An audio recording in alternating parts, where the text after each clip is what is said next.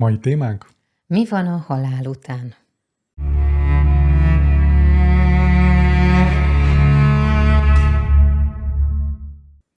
Sziasztok! Ezzel a nem túl könnyű, vagy könnyű témával készültünk nektek. Mindjárt kiderül majd, vagy szerintem a következő jó néhány percben.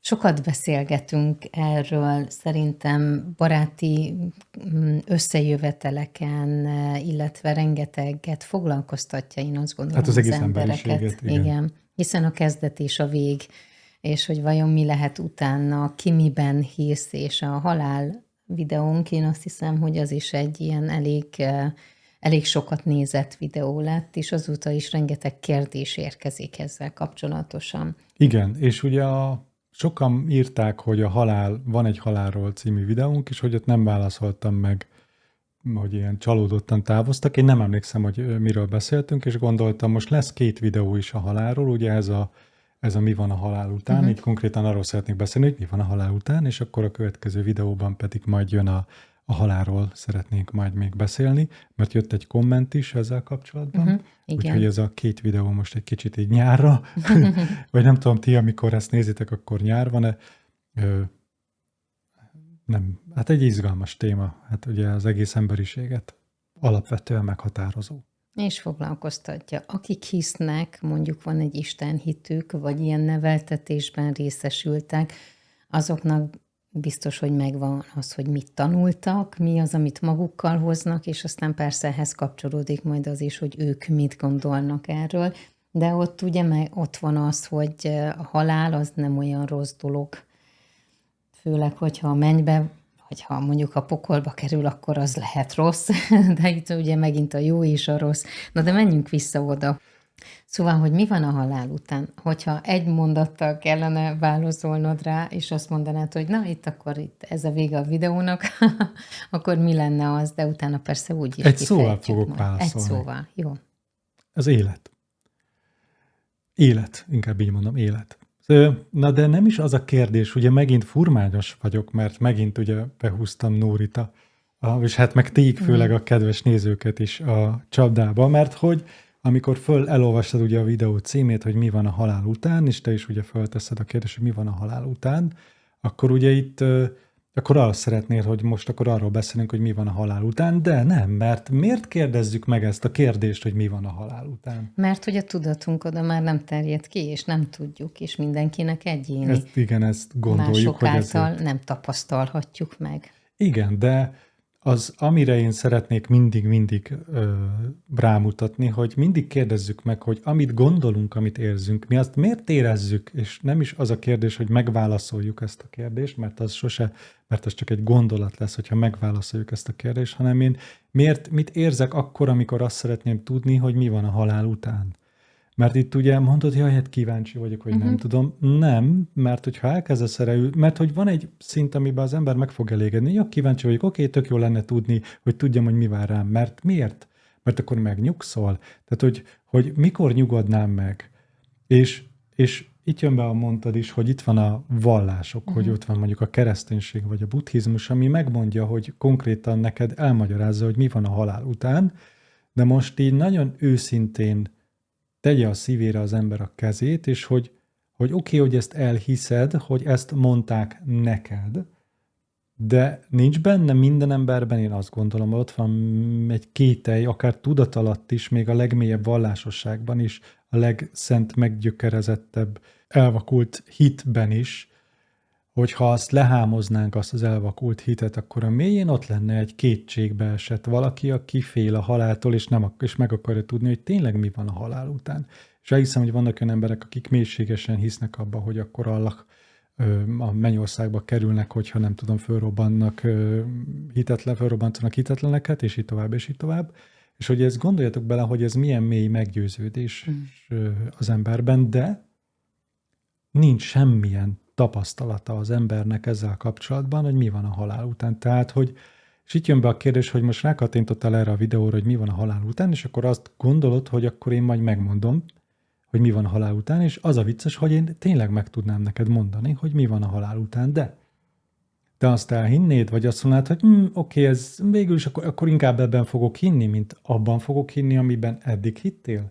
Hogy melyik lesz számodra egy kényelmesebb hit, és az egész egy hit lesz. És mindaddig, amíg neked ez egy hit lesz, addig abban is hihetnél, hogy rózsaszín unikornisok fognak téged várni, és azokon fogsz lovagolni. Mi a különbség között, hogy a Mennyországba kerülsz, amire nem tudjuk, hogy milyen, vagy hogy a Valhallába kerülsz, és majd akkor az nem Amazonok, a valkürök fogják neked a söröket felszolgálni.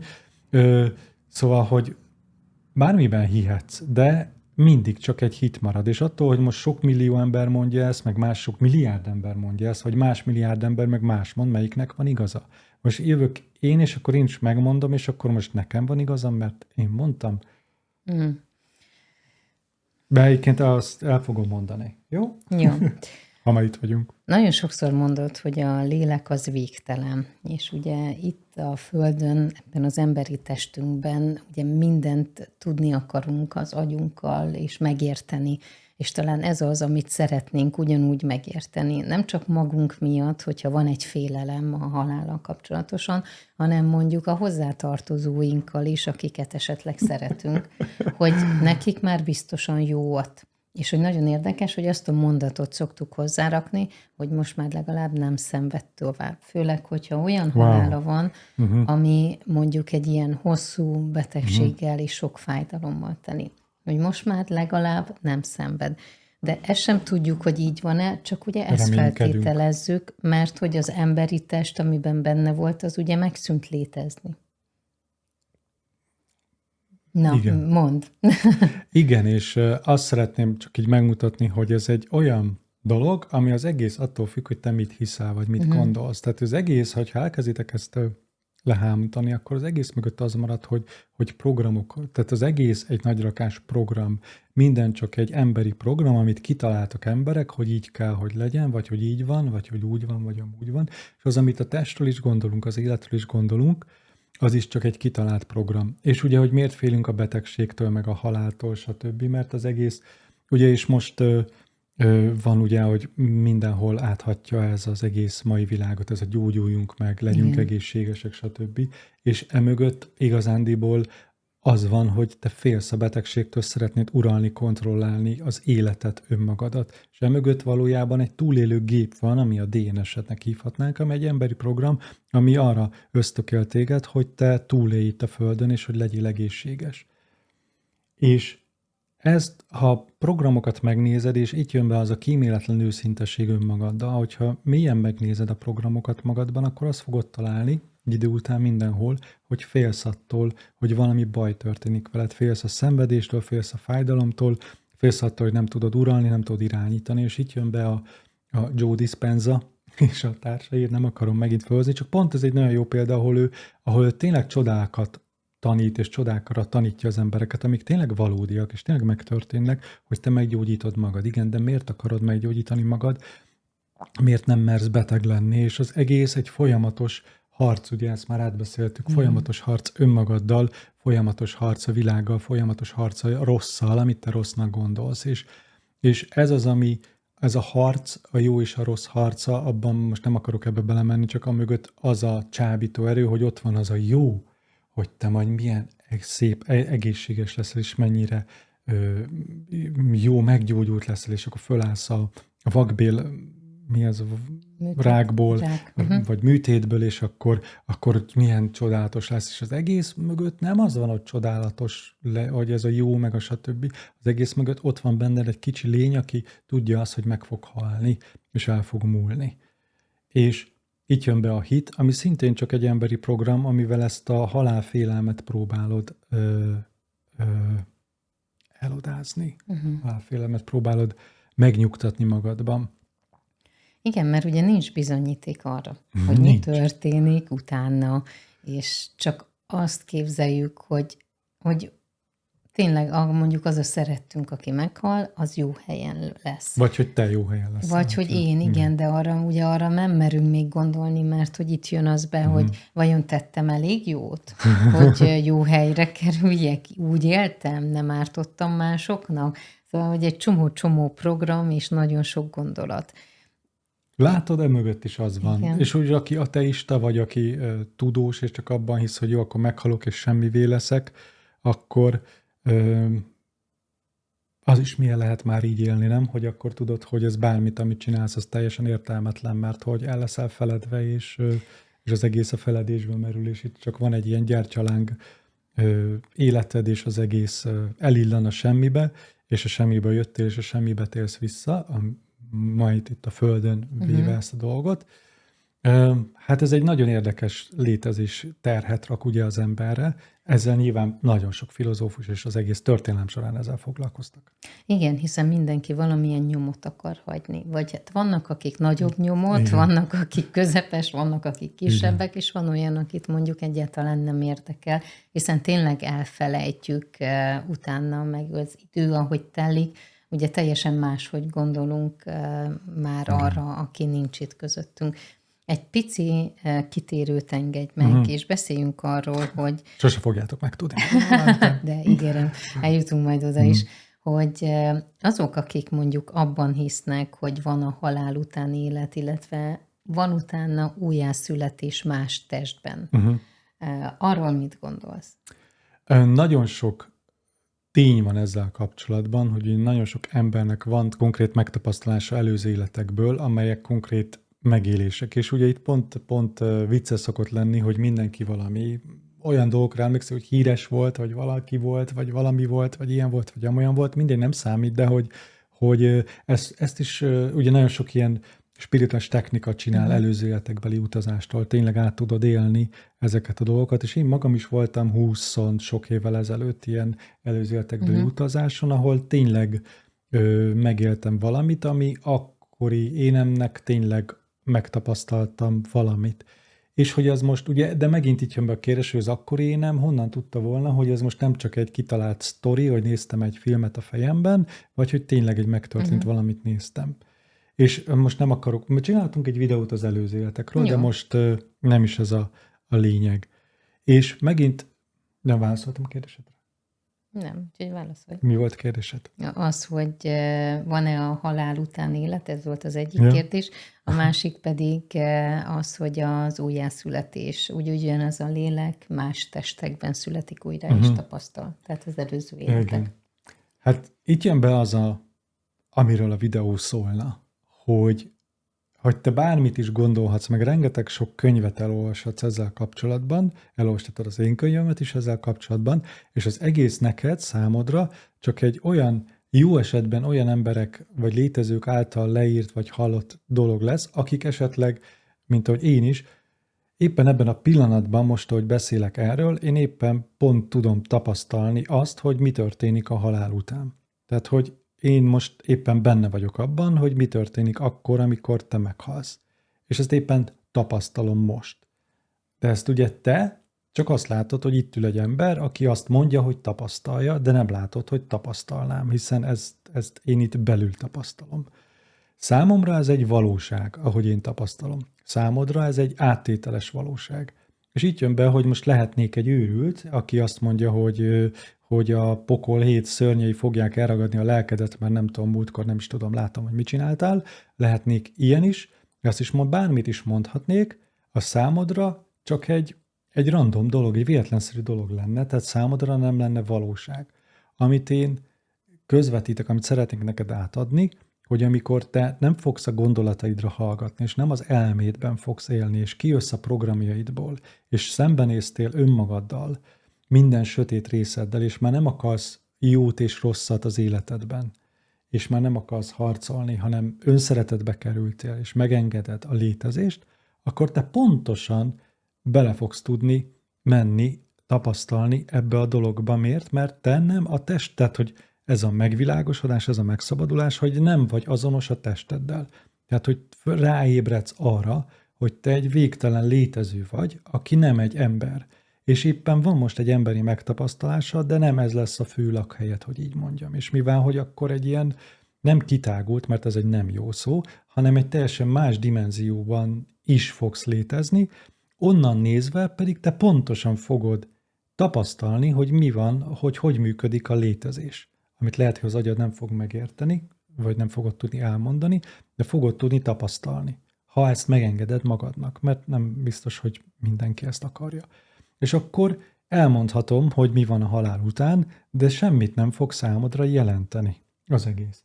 És éppen ezért nem számít az, hogy te milyen utazást jártál be az előző életeidbe, és mit tudtál meg onnan, milyen információt, vagy mit tudsz meg tőlem például, vagy Tolétől, vagy bárkitől, hogy mi van a halál után, például Hajé Krisztiántól, hogy mi van a halál után, számodra az éppen ugyanúgy csak egy valami random sztori lesz. Itt nem az a kérdés, hogy én mit mondok, vagy mi mit mondunk, hanem az a kérdés, hogy te mit élsz meg közben.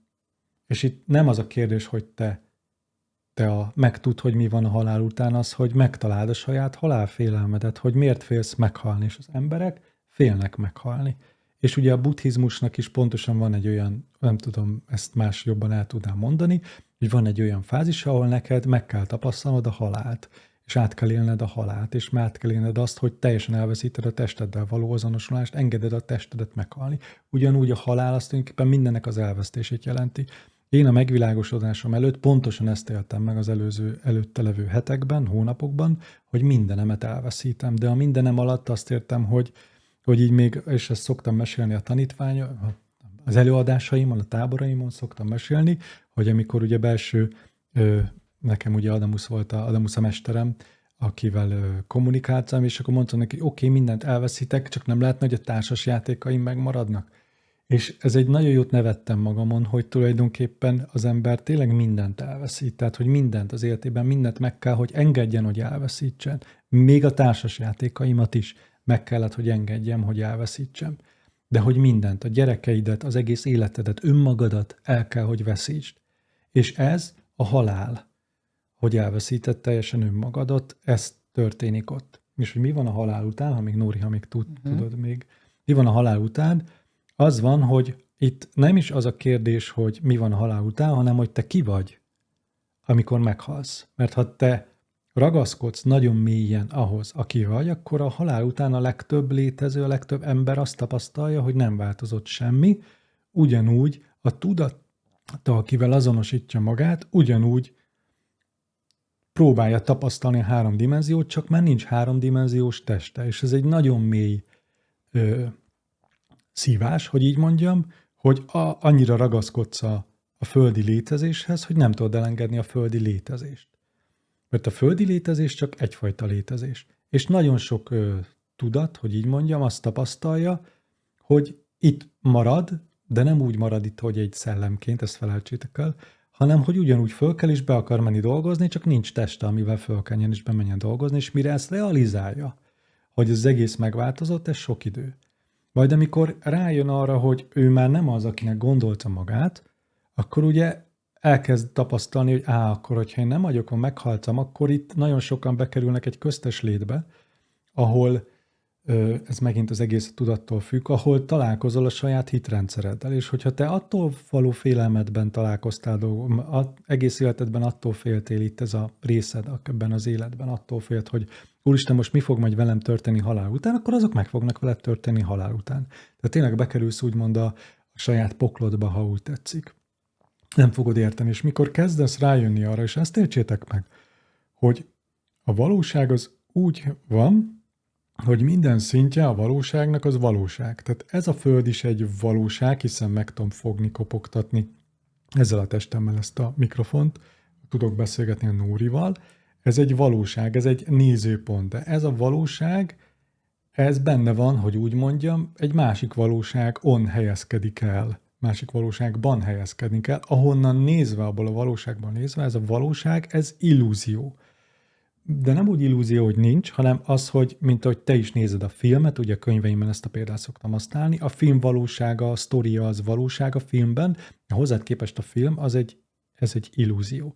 És amikor erre kezd ráébredni az ember, akkor tulajdonképpen átvált egy másik valóságból, a földi és földközeli valóságból elkezd egy másik valóságba állni, és rájön arra, hogy én nem vagyok egyedül, hogy valójában sosem voltam egyedül, és azok hívjuk szeretteimnek, azok tényleg valójában tényleg ott vannak, de nem a szüleid, és nem az a barátaid, meg nem a szeretteid, hanem teljesen más létezők, akik valójában most is éppen ott vannak veled, csak te nem érzékeled. Tehát éppen most ebben a pillanatban is ott van veled Most azt mondom, angyali családot hívjuk így, ugye azt úgy hívom, hogy a könyvemben, hogy ABC, tehát a angyali baráti klubod, akik nagyon-nagyon szeretnek téged, és nagyon közel állnak hozzád, ők most is éppen ebben a pillanatban ott vannak veled, sőt, fogják éppen a kezed.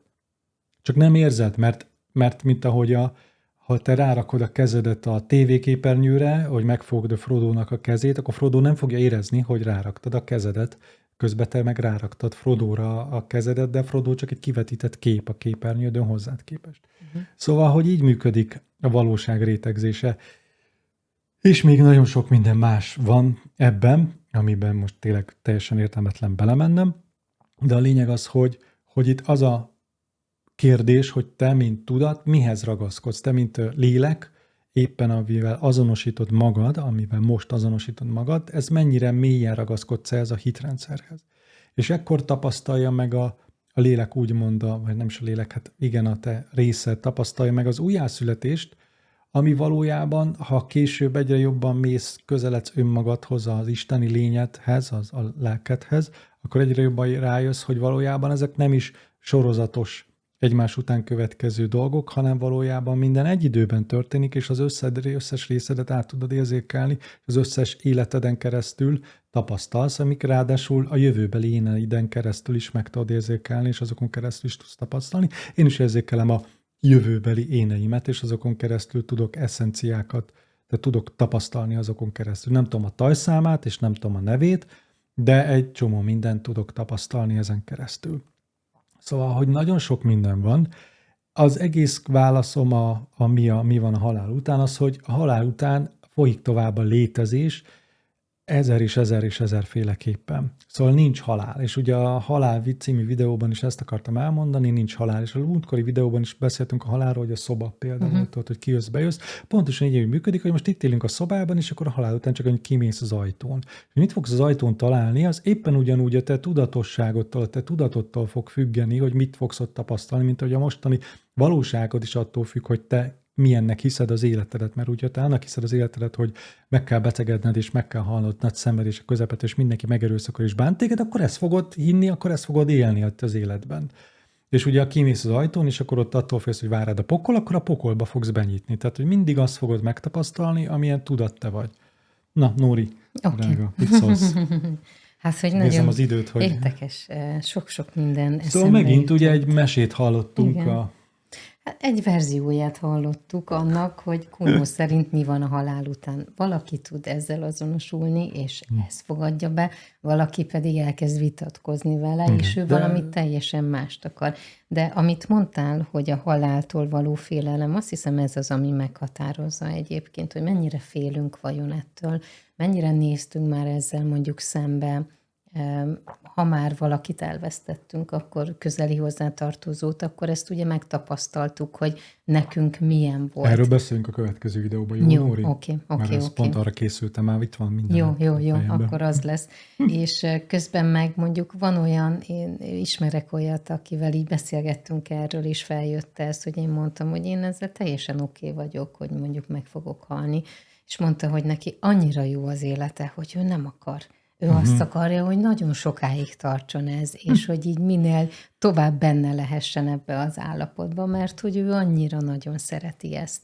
És az jutott még eszembe, amikor így mesélted az, hogy vannak ugye olyan emberek, akik azt mondják, hogy látják a halottakat, vagy tudnak velük kommunikálni, akkor azokkal a lelkekkel tudnak, akik nem vannak. A lelkekkel.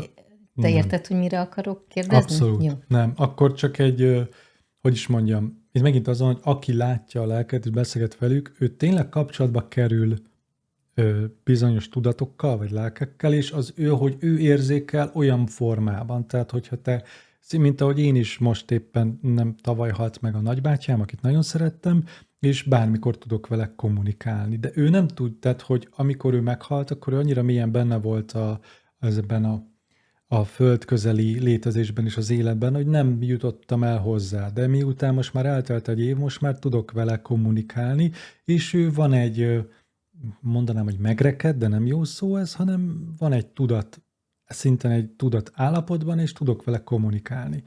hogy így mondjam, mert tudunk, igen, azt mondanám beszélgetni, de nem úgy szavakkal beszélgetni. Tehát azok, akik látják a lelkeket, ők egy ilyen kiszakadt szenvedés darabokkal, szenvedés történetekkel kerülnek kapcsolatba, ami a lélek része, hogy így mondjam. Tehát nem konkrétan a lélekkel, hanem a lélek egy darabkájával, egy történetével kerülnek kapcsolatba.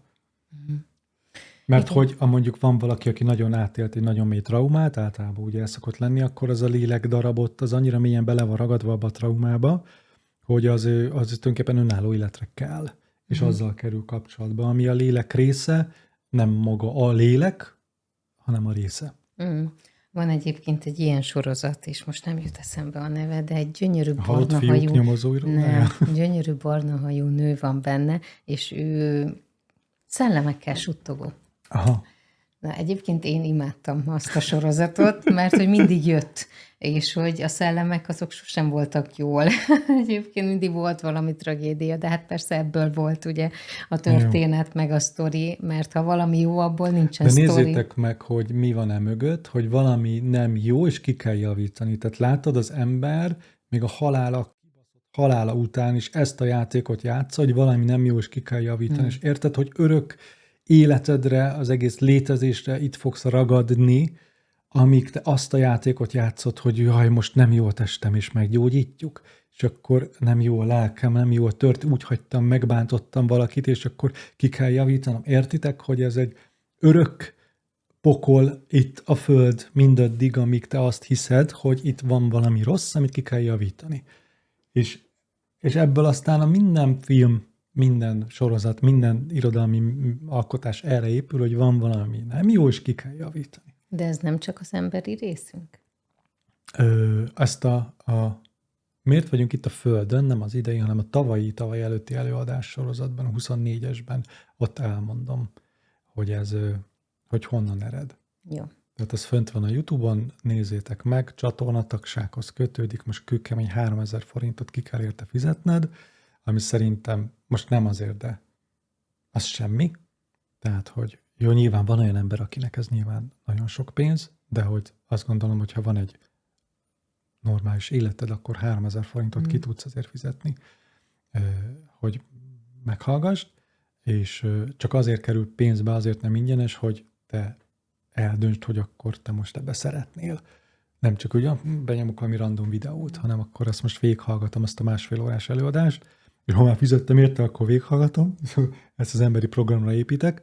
Szóval, hogy ott elmondom. Akkor van értéke. Akkor van értéke, igen. Most egyébként mennyit érted? Figyelj, mennyit ér az, hogy mennyit ér neked a megvilágosodás? Azt így próbáltad már gondolkodni, hogy ne mennyit fizetnél azért? Ez most nagyon hülye kérdés, úristen, most eltértünk a videótól, de mennyit fizetnél a megvilágosodásért? Tehát ez nagyon hülye kérdés. De hogy akkor, hogy így mennyit ér, mennyit? És erre nem az a válaszod, hogy mindent, akkor te csak jól akarsz lenni X pénzért. Ja. Na, de vissza Mindegy. a témánkhoz is, hogy mi van a Ez csak egy halál játékos után. kérdés volt, ne vegyétek komolyan. Kuno-féle gondolkozzál rajta. Kuno-féle fricska. Igen. Aj, de jó. Köszönöm szépen. Kuno-féle fricska, igen. Na, szóval mi van a halál után? Én azt gondolom egyébként, hogy így nagyon jól elmondtad azt, és leírtad, hogy te mit gondolsz erről. Nem gondolom. Nagyon szeretném Mit? hangsúlyozni, hogy én ezt mondjam? nem gondolom. Tehát, hogy ez nem egy gondolat, nem az van, hogy kigondoltam, hanem ezt tapasztalom. Tehát én oda tudok menni, tudok beszélni mindenkivel, tehát, hogy ez a valóság, és ahogy belemegyek a létezésbe, és találkozom a lelkemmel és más lelkekkel, akkor ezt tapasztalom. Illetve a tapasztalataimat így tudom elmondani ezekkel a szavakkal. Ha most én egy indián lennék az ősi sámán, és ott ülnék Amerikában, és ott egy indián sátorban szívnám a pipámat, és indiánokat hallgatnék, akkor valószínűleg más képekkel mondanám el. Több lenne benne a ló, meg a mező, meg a Winnetou, mert nem a Manitou, bocsánat, de hogy más képekkel mondanám el, de ugyanezt mondanám el. Lehet, hogy lennének benne állatszellemek, egyébként vannak azok is, lehetnek azok is, tehát vannak olyan részeid, amiket fölfoghatunk úgy, mint segítő részek, mint segítő állat totemek, amik szintén vannak, csak annyi minden van, gyerekek, hogy amit hallottatok, az ennyi volt, és én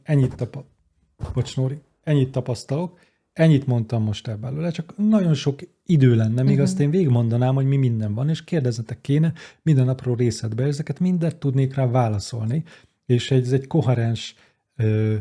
koherens és nagyon egyben levő tapasztalás, amit én tapasztalok, ugyanúgy, mint tapasztalom, hogyha fölemelem ezt a poharat, és most lejtem, akkor összetörik. Ez egy ugyanolyan tapasztalás, mint hogy az a lélek, aki elveszíti a testét, hogy ő mit él át. Csak itt jön be az a dolog, hogy emberi fogalmainkkal ezt a létezést, az emberi fogalmaink ugye az agyunkban létezik, tehát az agyunkkal tudjuk csak fölfogni az emberi fogalmakat, tehát az emberi gondolatainkat csak itt a 3 dimenzióban tudjuk értelmezni, és itt jön be az a korlát, hogy ezen a dimenzión túl olyan tapasztalások vannak, amelyeket az emberi agyunkkal, az emberi fogalmainkkal nem tudunk megnevezni, nincsenek rá szavaink, nincsenek rá gondolataink, és nem érezzük. Tehát eleve értelmetlen erről beszélni, én most lefordítottam nektek egy földi szavakra egy csomó mindent, ami egyébként nem is úgy van, ahogy elmondtam, csak így tudnám lefordítani.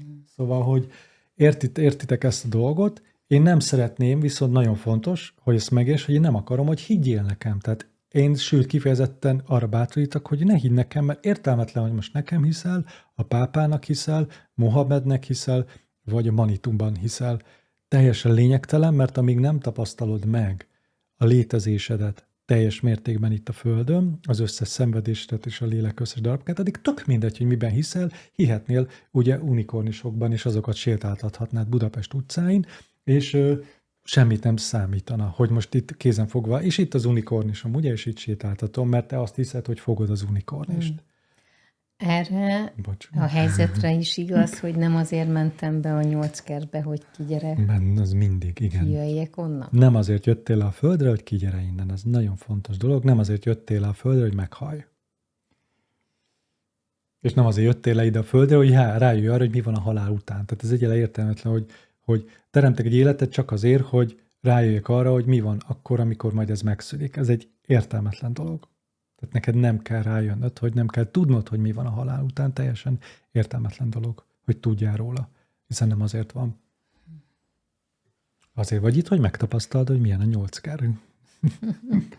Igen, meg szokták mondani, hogy annak, aki meghal, annak már könnyű. Ja. Igen, legyen könnyű a föld, és annak nehezebb, aki itt marad, hiszen az a hiánnyal fog megküzdeni. Na és a hiányról a következő videóban fogunk beszélni. Még erre az egy mondatra, hogy szerinted ez miért terjedt el, hogy legyen neki könnyű a föld, ez mire vonatkozik? Hát van ez a bullshit, hogy a földbe kell temetni a halottakat, ami egy legnagyobb baromság egyébként, hogy még konzerváljuk a DNS-t, amiben át van tárolva a trauma, de még jól tegyük be a földbe, és akkor legyen egy hely, ahova kijárunk szenvedni, és hogy miért kössessük a halált. És ez is arról szól, hogy a földbe temetjük, itt mi keresztények, hogy ugye kötődjünk hozzá, mert nem tudjuk elengedni a halottakat, és hogy kötődjünk, legyen egy hely, ahol ő ott nyugszik, és akkor oda tudok menni hozzá, és úgy tudjak rajta keresztül kapcsolódni. Tehát egyel már sokkal jobb, amikor... Tehát az elégetem is van egy urnám, az ugyanaz a dolog, tehát, hogy amikor... Ilyen szórással. Hát igen, valójában igen, ültessétek el a hamvait, és legyen belőle virág, hogy nem tudom, szórjátok a tengerbe, ami ugye elvileg illegális, de meg a természetbe kiszórni a hamvakat, úgy tudom, hogy ez illegális. Igen, lehet rá engedélyt kérni. Igen, azt nem tudtam. Aha. De hogy az már klassz dolog, hogyha elégett, elhamvasztjátok a testeket, tök mindegy, hogy mit csináltak a testtel, mert azonnantól kezdve már csak egy molekula halmaz. Most is csak egy molekula halmaz, csak most van benne élet. Na.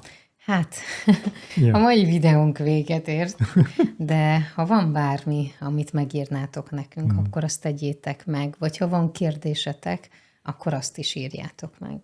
Igen, és a lényeg nem az a kérdés, hogy mi van a halál után, mert az teljesen lényegtelen, hanem az, hogy neked mi a halálhoz való viszonyod, és hogy az, amit és hogyha semmi, akkor megéljél. Nem számít. De itt az a kérdés, hogy oké, de ha valaki meghal, akkor mégiscsak van a halálhoz való viszonyod, szóval, hogy ne csak a saját halálotokkal, hanem úgy mindenki halálával, de ezt majd a következő videóban. Rendben. Sziasztok! Sziasztok!